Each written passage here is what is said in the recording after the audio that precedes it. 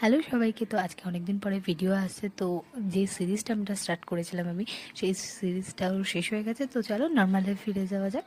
এবার আজকে যেটা দেখাচ্ছি, প্রথমেই নিরামিষ একটা ইউনিক রেসিপি, যেটার জন্য প্রথমে ঝিঙে লাগবে। আলু, লঙ্কা, টমেটো সব কিছু রেডি করে রাখা হয়েছে। পাতা ফোড়ন দিয়ে আলুগুলোকে দিয়ে তারপরে ভালো করে ভেজে নিতে হবে নুন হলুদ দিয়ে। এরপর আলুগুলো ভাজা হয়ে গেলে ওই কড়াইতে জিরে দিয়ে রাঁধুনি দিয়ে তারপরে টমেটোগুলোকে ভালো করে ভেজে নিতে হবে।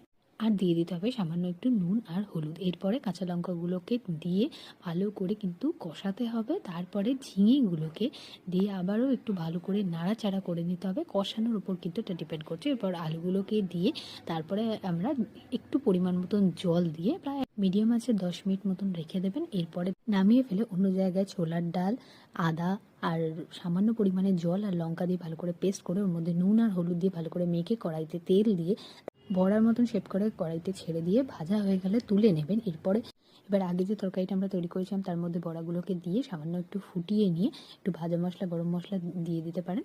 এরপরে আমরা নামিয়ে ফেলবো। তো ভিডিওটা ভালো লাগলে লাইক, শেয়ার, সাবস্ক্রাইব, কমেন্ট অবশ্যই করবেন।